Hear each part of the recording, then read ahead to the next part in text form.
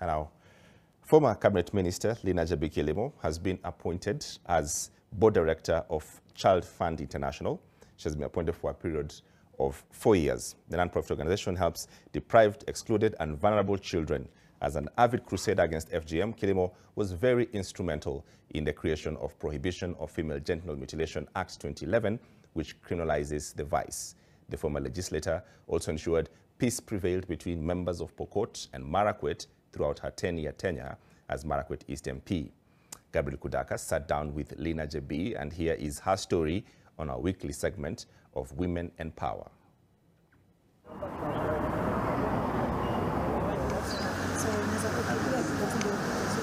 Getting to Parliament, I had only two agendas: peace among Pokot and Marakwet, and bringing the conversation of female genital mutilation to the table, so that we are not discussing FGM again under the table in hushed tones. As soon as I landed in Parliament, I looked at some of the regional instruments, international instruments of Human Rights Declaration of 1948, the CEDAW, and of course the African Charter on the Rights of the Child, Maputo Protocol, where our country, Kenya, at AU signed. And I saw in that Maputo Protocol something on FGM. Then it's like challenging our country. I said, this one you declared in Addis, this is what has happened, we need to implement.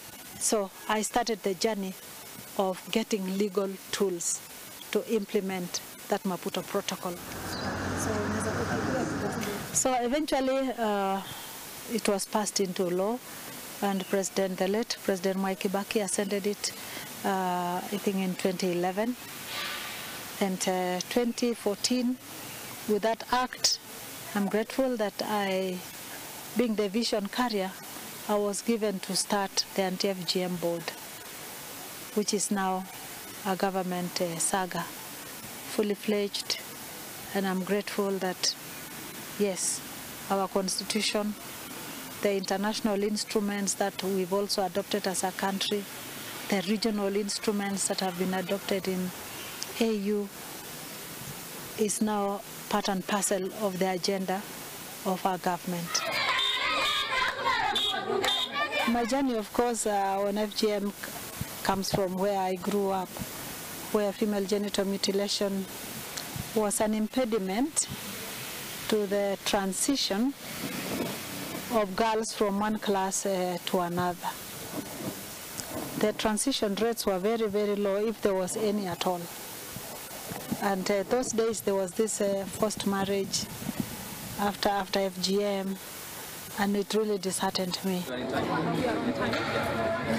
The worst part of what I can remember as the most embarrassing part of not being cut is occasionally when you pass in front of some women, they will close their noses because we are told that you smell when you are not cut.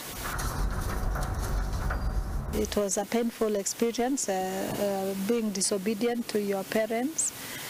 And I think my mother suffered the biggest stigma, because like, how come your daughter is not listening to you?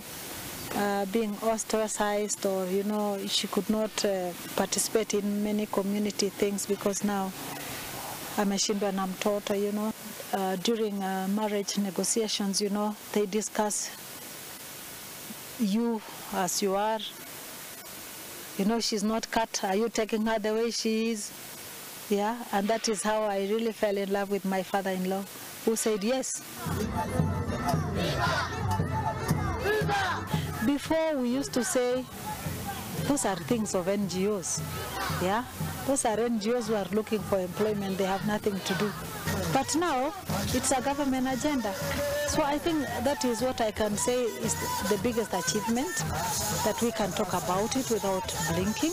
Why I wanted a law is so that a girl can say, I am obeying the laws of the land. Even the communities you talk to them will not say, don't bring your foreign culture to us. No, this is the law, and law is what governs all of us together. And then the other achievement is that the rates have gone down. Yeah, we are now at 15%. And looking back at when I was in Parliament, I know many girls were not cut in my constituency that time. And they're okay now. They are empowered people. And then now you have the coordinating parastatal, which is the anti-FGM board.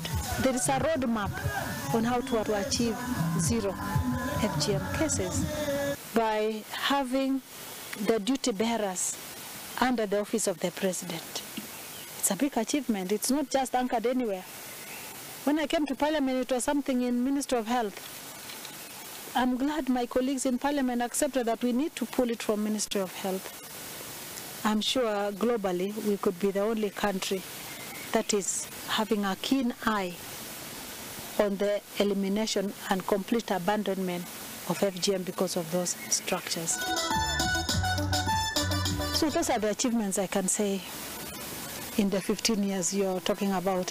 However, I'll still say in conclusion to FGM that imagine a girl child flying to her desired destination. She will require wings. And the wings are, one wing is education, educating the community, and the other wing is the law to help this girl fly to her destination. It's a global nomination, ChildFund International USA, to which I'm really humbled that wherever and whoever sat down and picked me, I'm really humbled and grateful that now I have another platform to continue my advocacy for the rights of children. That though no longer in a political space or an elective position, I have a platform where I can learn more, input more,